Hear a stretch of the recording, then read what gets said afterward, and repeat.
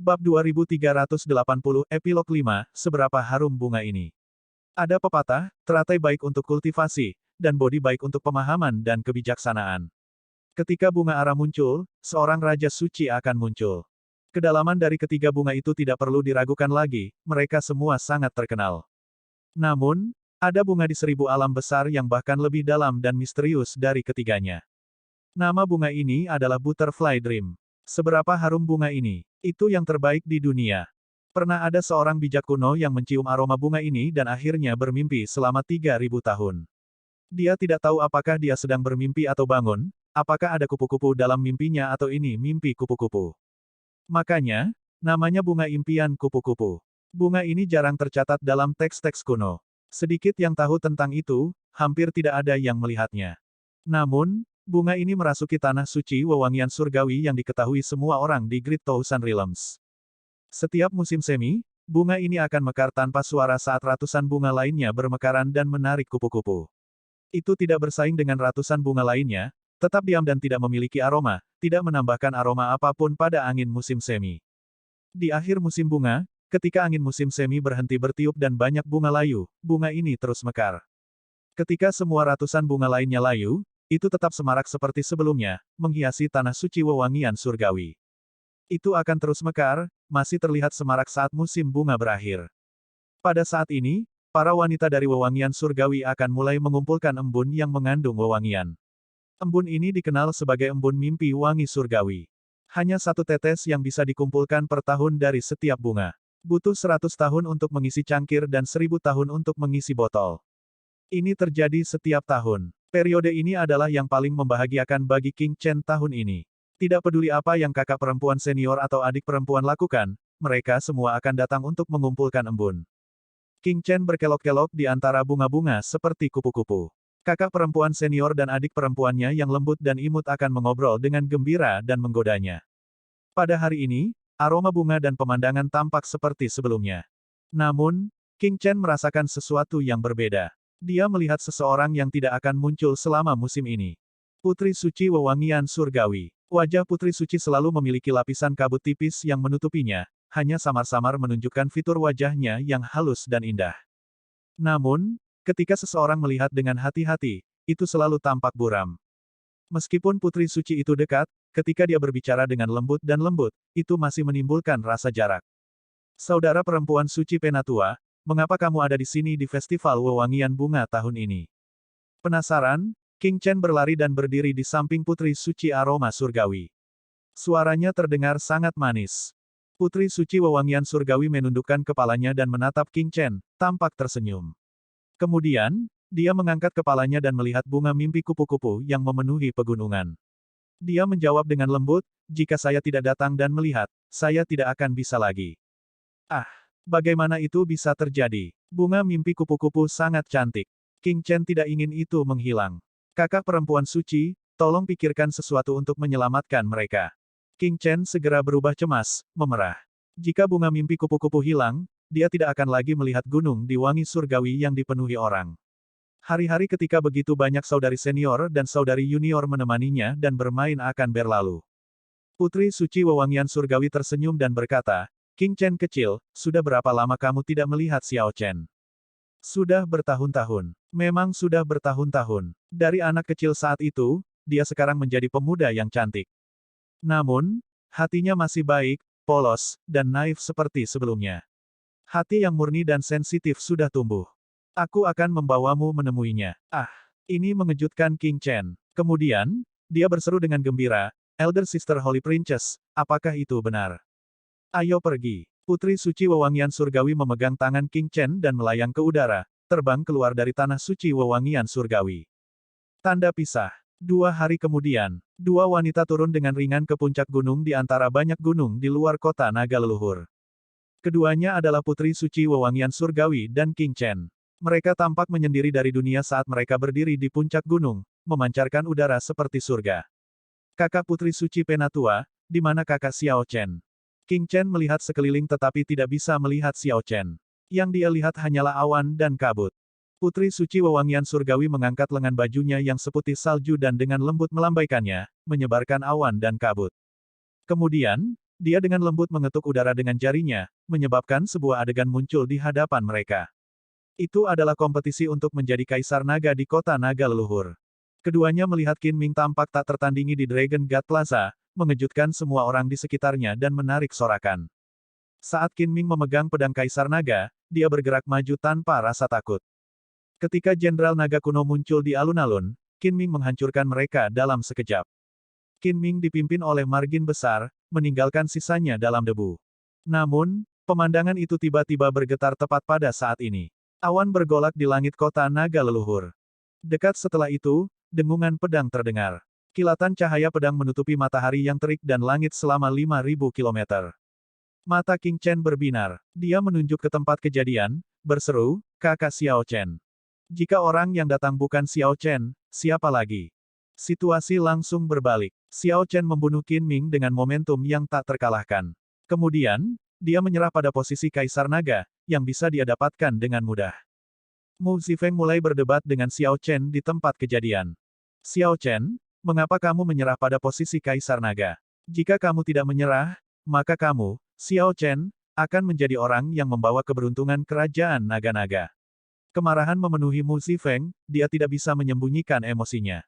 Itu benar. Namun, jika itu masalahnya, maka jalan yang saya lalui akan sama dengan apa yang dibuat Kaisar Naga Xiao Yun 50.000 tahun yang lalu. Saya tidak akan bisa lagi memutuskan karma antara Azure Dragons dan saya. Zaman yang akan saya mulai hanyalah penyesalan masa lalu Kaisar Naga Xiao Yun. Itu akan terlihat lengkap, tetapi pada kenyataannya, saya hanya akan menjadi pion, jawab Xiao Chen dengan tenang atas kemarahan Mu Zifeng. Kata-kata Xiao Chen membuat Putri Suci Wewangian Surgawi di puncak gunung sedikit mengernyit dalam pemikiran yang mendalam. Apa yang buruk tentang itu? Bahkan sebagai pion, Anda akan menjadi pion yang mengendalikan nasib Anda. Anda dapat membawa kemuliaan tertinggi garis keturunan Azure Dragon, dan aliansi surgawi saya dapat terus menjadi mulia untuk suatu zaman. Mu Zifeng masih tidak menyerah. Hanya karena kamu bersedia menjadi pion bukan berarti aku bersedia. Selanjutnya, apakah Anda tahu apa konsekuensi dari ini? Baik itu Kaisar Naga berlumuran darah sejak saat itu, Kaisar Naga selanjutnya Xiao Yun, atau Kaisar Azure dari alam Kunlun, mereka semua adalah ahli puncak yang tak tertandingi dan tak terkalahkan pada masa mereka. Ekspresi Xiao Chen tidak berubah saat dia melanjutkan, apakah kamu tahu apa yang terjadi? Mereka membawa kehancuran garis keturunan Azure Dragon. Baik itu di alam seribu besar atau alam Kunlun, mereka membawa bencana kehancuran ke garis keturunan Azure Dragon. Keluarga yang tak terhitung jumlahnya meninggal hanya karena mereka memiliki garis keturunan Azure Dragon. Ini karena tidak ada ahli yang benar-benar tak terkalahkan di dunia. Tidak ada dinasti yang tidak bisa dihancurkan. Tidak ada kecantikan yang abadi. Jika saya menjadi Kaisar Naga dan memulai zaman Naga Surgawi, itu akan mengakibatkan ras naga menjadi sangat kuat di zaman baru, memungkinkan mereka untuk menguasai 1000 alam besar. Namun, ketika zaman berakhir, mereka akan menjadi seperti guru surgawi zaman bela diri, dalam keadaan sengsara dan sedih, dikhianati oleh semua orang. Ini mungkin lebih buruk. Itu bukan zaman naga surgawi yang kuinginkan, pada akhirnya, itu hanya akan mengulangi sejarah bencana. Apa yang kamu inginkan? Aku ingin mengakhiri epoch Eon. Kembali di puncak gunung, Putri Suci Aroma Surgawi melambaikan tangannya, dan pemandangan itu beriak seperti air saat perlahan menghilang. King Chen memprotes dengan cepat, Elder Sister Holy Princess, ini belum berakhir. Saya masih ingin melihat lebih banyak. Itu tidak perlu. Putri Suci Wewangian Surgawi menghela nafas di dalam hatinya. Mengakhiri epoch Eon praktis tidak mungkin. Tidak ada gunanya melanjutkan menonton. Tidak perlu membuang waktu untuk orang yang lancang dan bodoh. Putri Suci Wewangian Surgawi datang ke sini hanya untuk memenuhi keinginan. Sama seperti bagaimana jika Putri Suci Wangi Surgawi tidak melihat bunga mimpi kupu-kupu di Tanah Suci Wangi Surgawi, dia tidak akan lagi melihatnya. Jika King Chen tidak melihat Xiao Chen sekarang, King Chen mungkin tidak akan pernah melihatnya lagi. Setelah beberapa saat, darah segar tiba-tiba menyebar ke langit berbintang yang luas.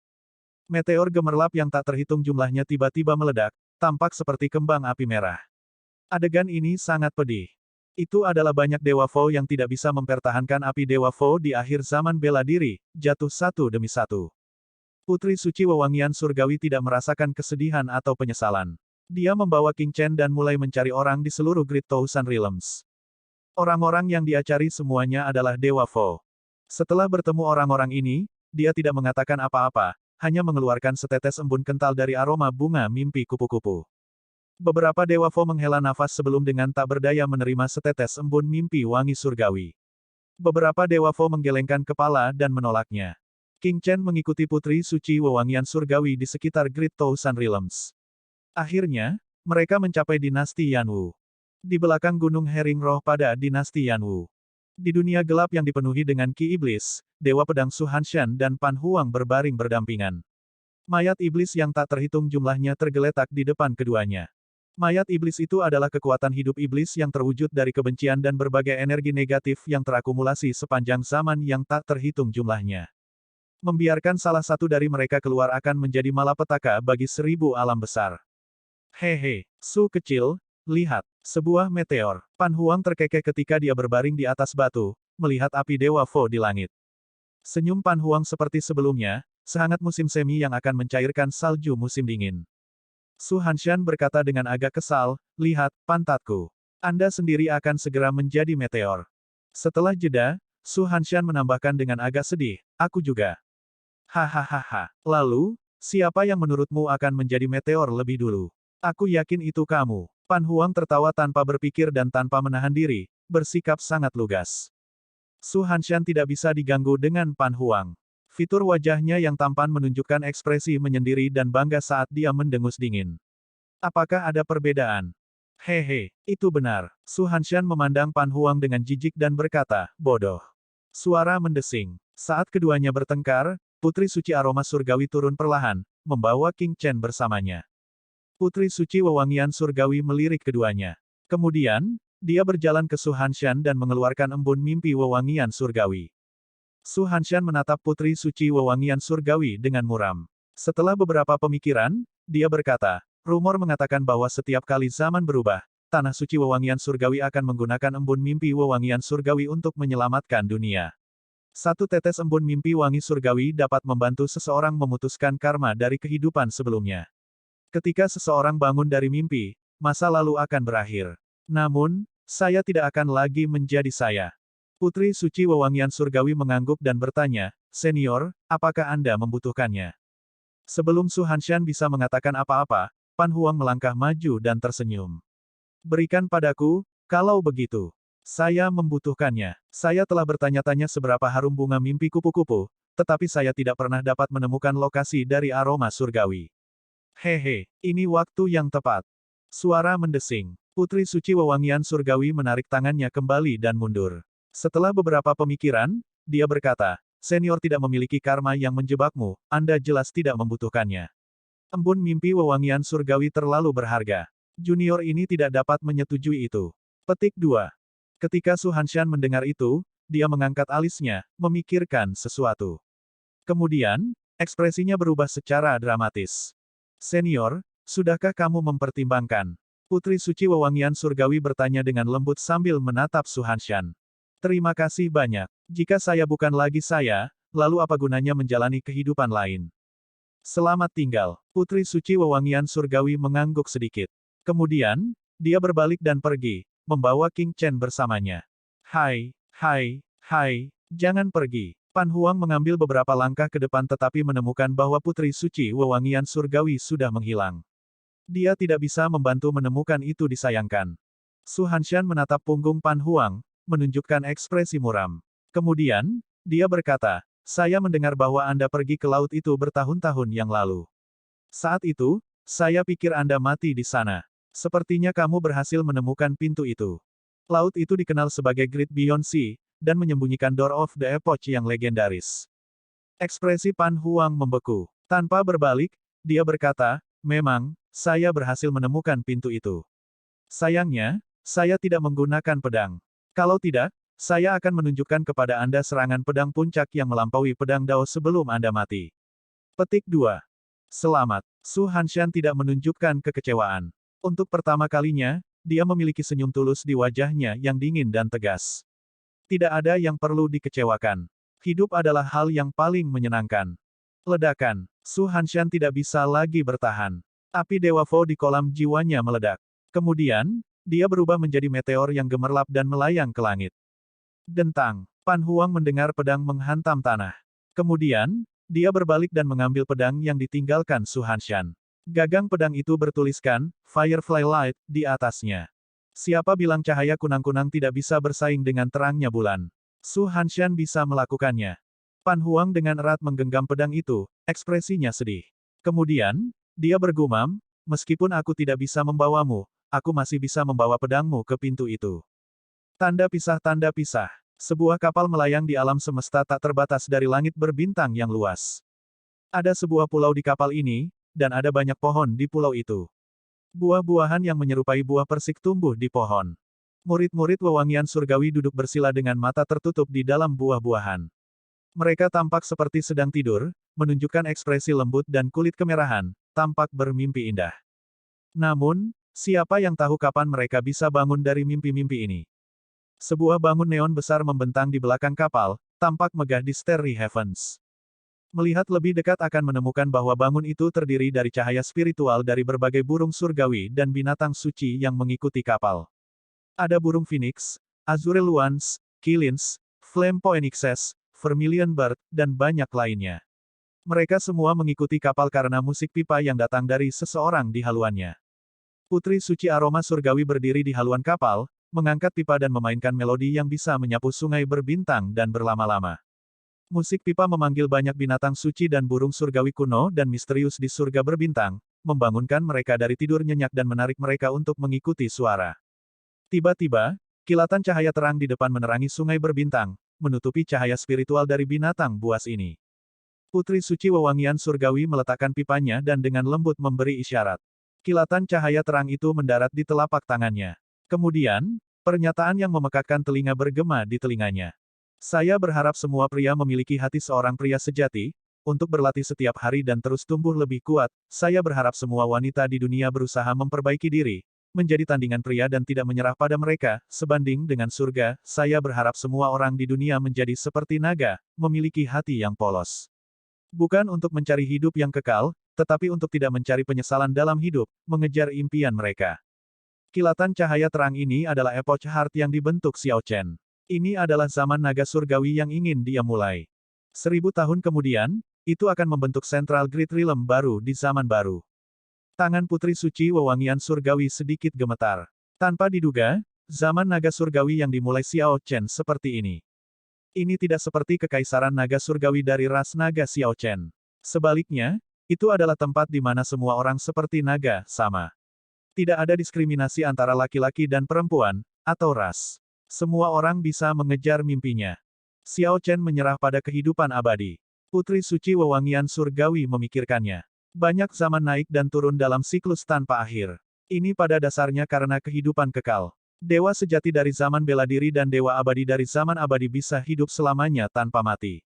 Dao surgawi dibagi menjadi yin dan yang. Ketika yin berkurang, yang bangkit. Ketika yang berkurang, yin bangkit. Hanya ketika yin dan yang setara, barulah ada keseimbangan. Namun, jika ada orang yang tidak bisa mati, yang tidak akan berkurang ketika yin bangkit, dan yin tidak akan berkurang ketika yang bangkit. Seiring waktu, akan ada lebih banyak orang abadi seperti itu, yang merusak keseimbangan antara yin dan yang dan memengaruhi asal-usul seluruh dunia. Dia benar-benar melakukannya, putri suci wewangian surgawi menghela nafas. Mudah untuk mengatakannya, tetapi kehidupan kekal mewakili kemungkinan tak terbatas, mewakili semua keinginan dunia.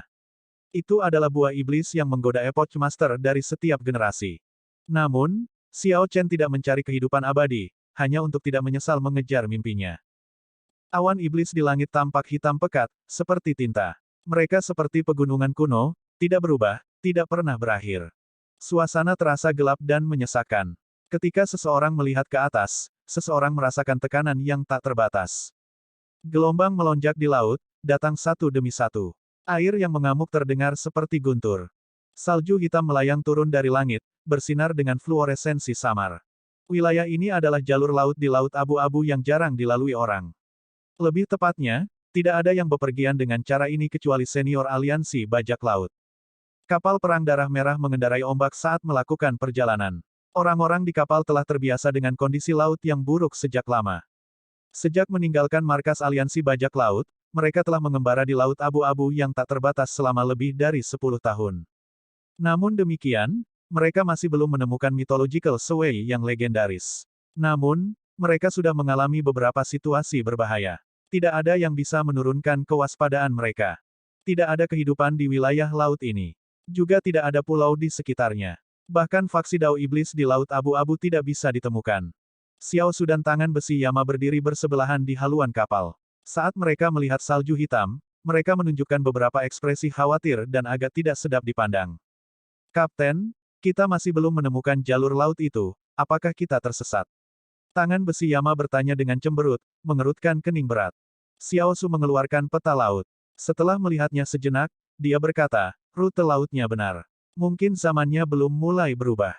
Jalur laut yang melewati ujung dunia, menuju Great Beyond Sea, akan muncul hanya ketika zaman berubah. Namun, menurut logika, mereka sudah lama mengembara di Laut Abu-Abu. Zaman bela diri seharusnya sudah berakhir. Pada saat ini, banyak pikiran melintas di benak Xiao Su. Dia bertanya-tanya apakah kakaknya Xiao Chen akan muncul sebagai pemenang dalam menghadapi perubahan zaman.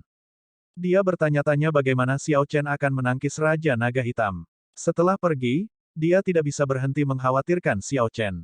Tepat pada saat ini, tornado hitam tiba-tiba muncul di bawah awan iblis di kejauhan dan menyapu.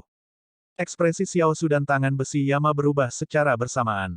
Sial, cacing terkutuk ini ada di sini lagi. Petik 2. Xiao Su berseru dengan cemberut, bersiaplah untuk pertempuran. Semuanya, hati-hati. Ketika tornado hitam itu mendekat, orang akan terkejut menemukan bahwa itu bukan tornado tetapi tentakel yang tebal. Awan iblis sepertinya menyembunyikan binatang seukuran gunung yang menakutkan. Saat bergerak, itu mengaduk awan iblis sejauh 5.000 km. Bang! Awan iblis mengeluarkan suara ledakan seperti guntur. Cairan hitam tak berujung mengalir keluar dari awan seperti air terjun, langsung menutupi seluruh kapal perang darah merah. Di dalam jembatan, Feyre dengan tenang mempertahankan penghalang pertahanan. Ketika cairan hitam menyentuh penghalang pertahanan, itu terus mengikis penghalang energi itu, menghasilkan suara yang menusuk. Ini adalah ketiga kalinya kelompok itu menemukan makhluk aneh ini dalam 10 tahun terakhir. Bahkan sampai sekarang, kru kapal perang darah merah masih belum tahu makhluk aneh apa ini. Namun, mereka nyaris tidak lolos dengan hidup mereka saat mereka bertemu sebelumnya. Pak, tentakel hitam turun dari langit dan mencambuk penghalang pertahanan seperti cambuk. Kekuatan besar melemparkan kapal perang darah merah besar ke udara. Awak kapal merasakan dunia berputar saat kekuatan menembus penghalang energi dan menghantam jiwa mereka, menyebabkan mereka mendengus. Suara mendesing. Sesosok terbang melalui penghalang pertahanan dan menyerbu ke langit. Kapten, awak kapal perang darah merah segera mengeluarkan teriakan kaget. Xiao Su mendengus dingin sambil memegang spanduk perang darah merah dan melayang ke langit, mengambil inisiatif untuk berbenturan dengan tentakel hitam itu. Warisan darah merah, kelaparan pertempuran yang gigih. Rasa lapar pertempuran Xiao Su yang tak tergoyahkan menerima dorongan yang signifikan di lautan luas. Dia mengayunkan spanduk perang dan dengan paksa bentrok dengan tentakel hitam. Darah mewarnai langit saat dia memotong tentakel hitam. Tentakel yang dipotong itu berputar seperti ular saat jatuh ke laut. Namun, setelah Xiao Su memotong tentakel ini, lebih dari 100 tentakel keluar dari awan pada saat berikutnya, menyerang ke arahnya.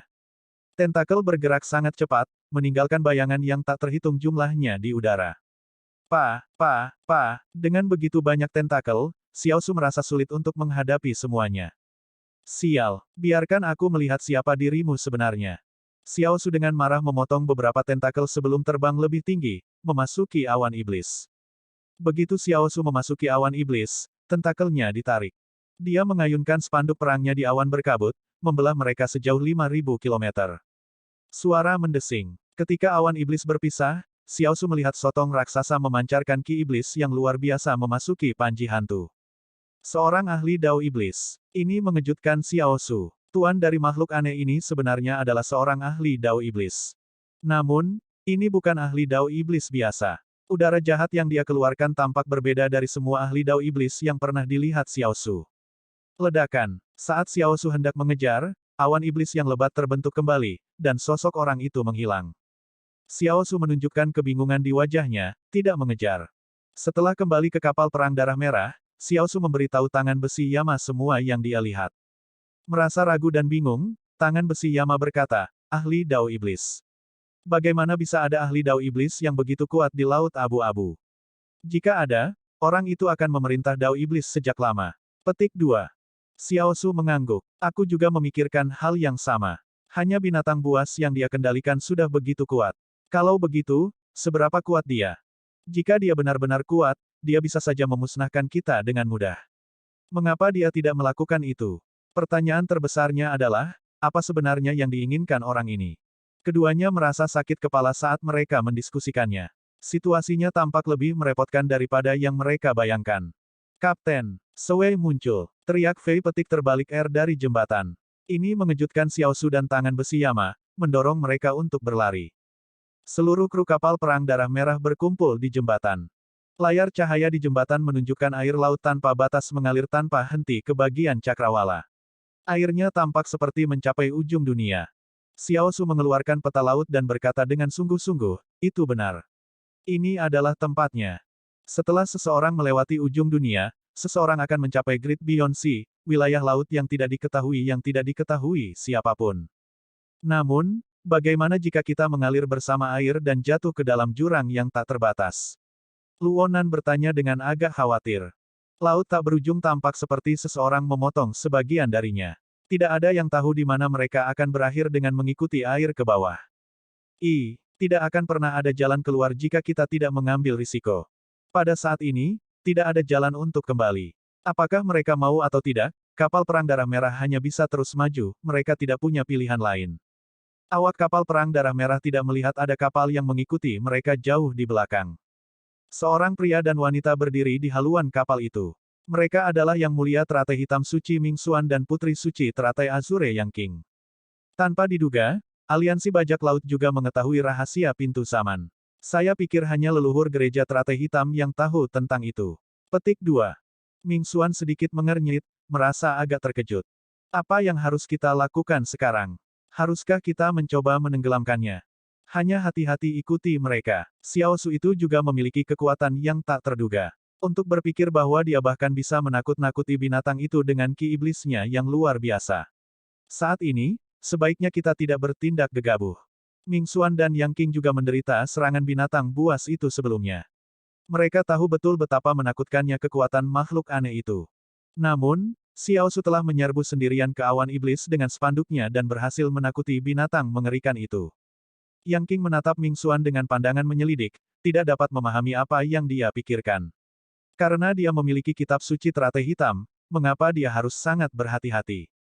Yang King tidak tahu apa yang direncanakan Ming Xuan.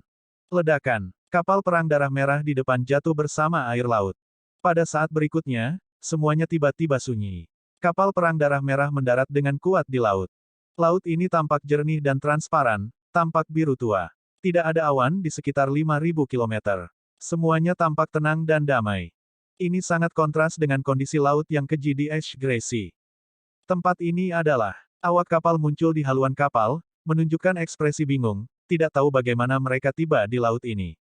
Xiao Su mengukur sekelilingnya. Setelah beberapa saat, dia berkata, apakah ini Great Beyond Sea? Kapten, lihat, senior Tang berteriak, menunjuk ke laut.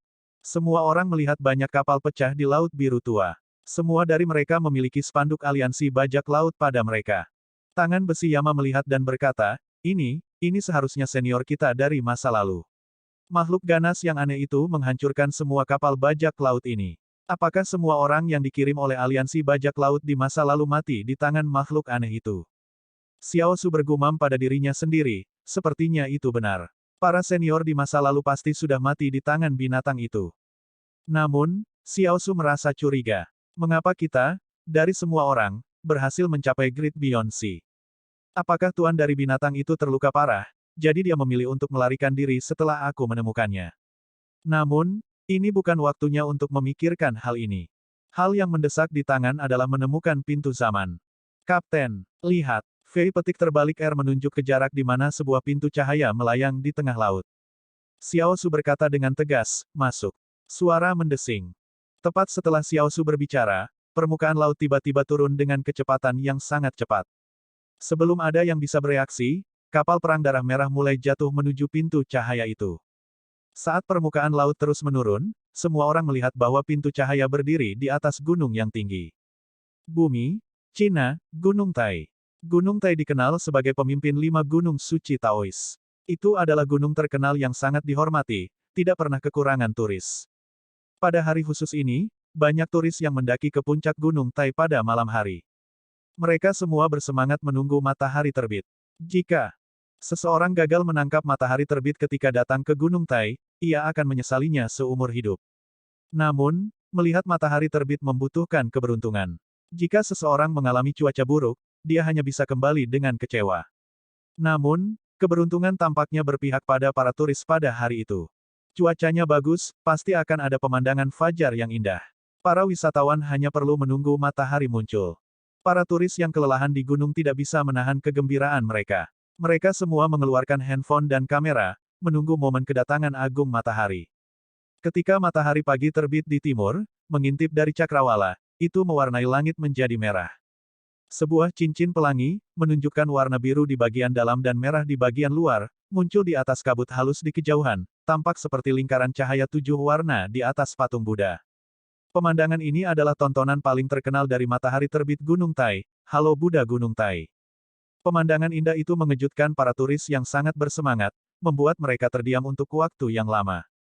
Ledakan. Namun, tepat pada saat ini, sebuah kapal perang raksasa bergaya kuno yang bermandikan cahaya pelangi muncul.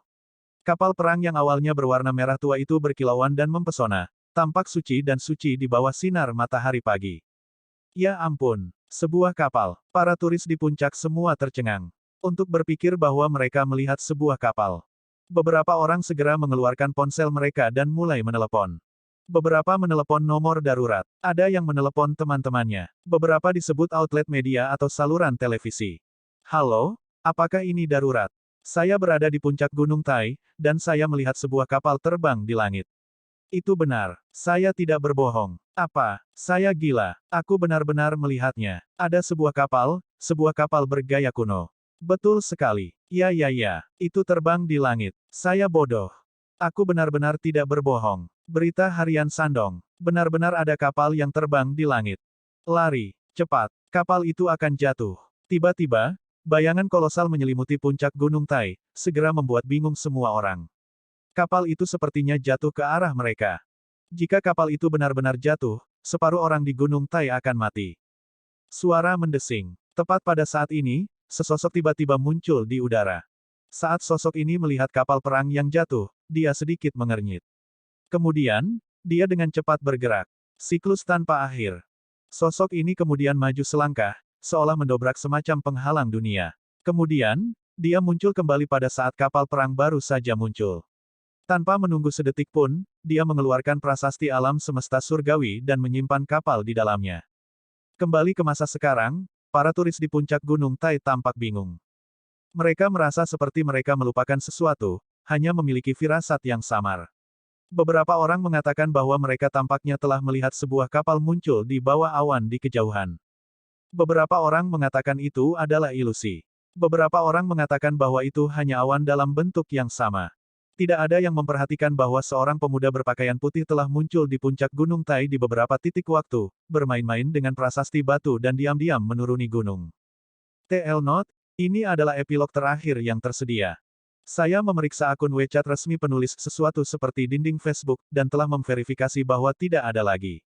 Dia telah menyebutkan bahwa dia mungkin menulis lebih banyak jika dia mendapat inspirasi, tetapi terakhir kali dia menyebutkan ingin membuat lebih banyak epilog adalah sekitar 2 tahun yang lalu. Dia mempertimbangkan untuk menulis tentang Xiao Chen yang kembali ke alam Kunlun, tetapi tidak bisa memikirkan konten apapun selain dia duduk dan minum dengan teman-teman lamanya di alam Kunlun.